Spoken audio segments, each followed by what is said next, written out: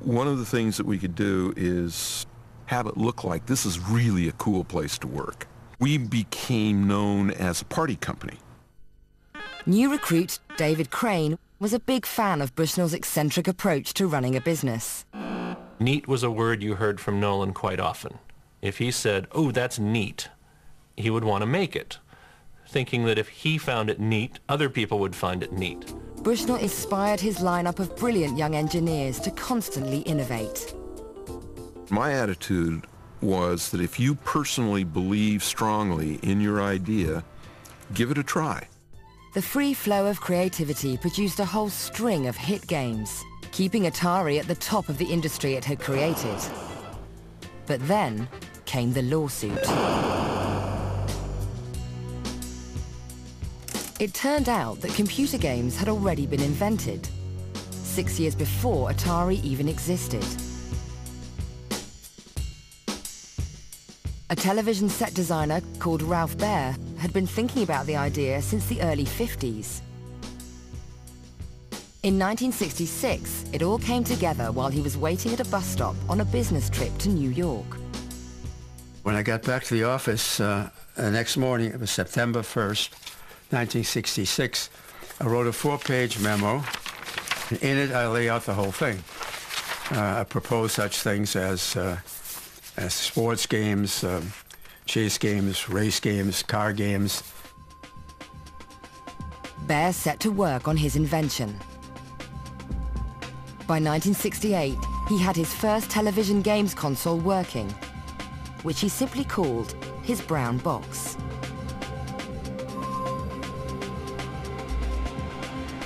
His first game was a game in which 2 pixels chased each other around the screen.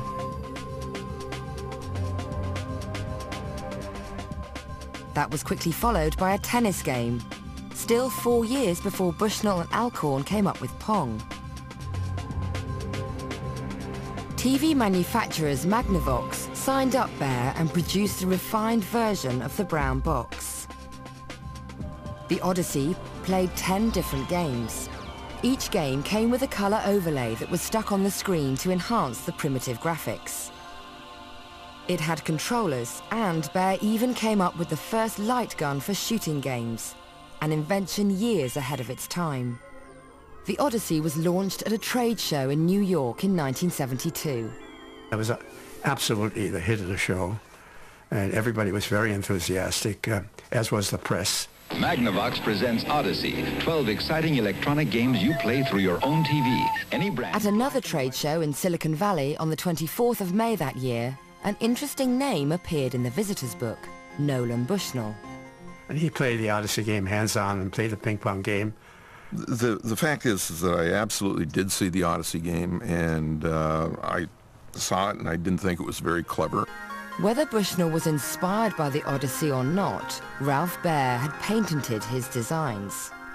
This is the patent which, and if you look in the fine print up here, you can see that it was first filed January of 1968. There is a television set down here. Underneath is 2 hand controls on each side. Based on Baer's patents, Magnavox sued Atari. Our position was always very clear. We said, we will only settle this for less than it'll cost us to defend it. After 4 years of negotiations, Bushnell and Baer met for the first time on the steps of the federal court in Chicago in 1976. Rather than go before a judge, Bushnell and his lawyer agreed to pay a license fee in recognition of Baer's patents. Within days, they had an agreement for a prepaid license for a very reasonable amount. He really got away with murder. Magnavox accepted a settlement of $400,000. Ralph Baer won justice, but none of the international recognition that Bushnell enjoyed. He was characterized as the father of video games because he was always out there and in front of the cameras, and I'm behind the scenes with the lawyers telling me, cool it, Baer, right? He's a licensee, cool it. Right? 25 years on, Ralph Baer has retired, but he's determined to finish his autobiography and set the record straight over the true origins of computer games. For Bushnell, the settlement came cheap. Atari was already making millions. But as computer games entered a golden era of popularity, Atari faced a new threat, what appeared to be an unstoppable world-conquering game from Japan. In 1978, Taito released a game that became so popular in Japan that it caused a nationwide shortage of 100 yen coins. Called Space Invaders, it sold over 350,000 units around the world and triggered a renaissance in the arcade business.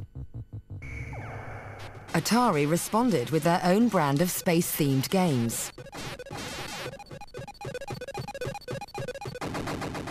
Nolan Bushnell's team of engineers pioneered a new technology called vector graphics, with a striking new look. In 1979, Asteroids became Atari's all-time bestseller. They followed Asteroids with another massive hit entitled Battlezone. Arcades sprang up everywhere, and teenagers and young adults all over the world spent every spare moment and all their spare cash in them. Parents and politicians began to express their concerns. The press was full of stories from around the world of truancy and delinquency. Arcades were branded as evil dens of iniquity, where kids could be easily led astray. But Atari had a solution. Back in 1975, Atari's engineers had secretly started working on a radical new concept. Known as the VCS, or Video Computer System, it would play arcade games in the relative comfort and safety of home. So here we have the first prototype of the Atari VCS cartridge video game system. It has all the things you need in a prototype. We had the actual logic wire wrap board here and some joysticks and controls from the tank game. We figured we knew we needed this game, had to play Pong, had to play Tank, and had to do the driving games. And beyond that, we weren't sure what we were going to do with it.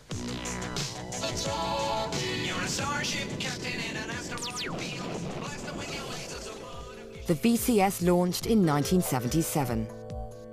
Since Atari were the #1 producers of arcade hits, they were able to produce a whole series of must-have VCS conversions. And in 1980, Atari bought the home video game rights to Space Invaders. Atari Space Invaders are here. Now you can play the world's most popular arcade game in your own home. Space-age action on your own TV screen. Plus, all the excitement. That Christmas, millions of VCS consoles were sold, just so that teenagers could play Space Invaders at home. Thanks to the overwhelming success of the VCS, Atari's annual revenues passed $1 billion. The company's meteoric rise attracted the attention of major players. Warner Communications made Bushnell an offer he couldn't refuse. They offered $28 million to buy Atari, an extraordinary return on Bushnell's startup capital of $500. Everyone's gone Atari, the #1 video game. It was a lot of money in those days. It was more money than I ever thought I'd make. But it was the beginning of the end for Atari. Bushnell stayed on as chief executive, but was soon at odds with the new management. We were just launching the VCS, and I said, well, you know, the VCS is over. And they say, what? I said, well, no, you have to think of it that way. And they were horrified. The new Warner bosses were unimpressed with how the company was run. They were New Yorkers, and they didn't understand it. They thought it was very, very bizarre. And they set about, piece by piece, really dismantling the corporate culture and fundamentally destroying the company. It was the damnedest thing I'd ever seen. A series of showdowns with the new bosses eventually, inevitably, led to Bushnell being removed. He was paid off and shown the door. The industry had lost its pioneering visionary. But Atari's problems weren't over. Under the new regime, star designers like David Crane found they were no longer valued for their role in the company's extraordinary success. There were a lot of promises made that weren't kept. We had some very key engineers that were doing the cartridges for the home games that were making like $50,000, $60,000 a year. In 3 or 4 months, they'd produce the software for a cartridge that would sell $100 million worth of stuff, and these engineers could do the math.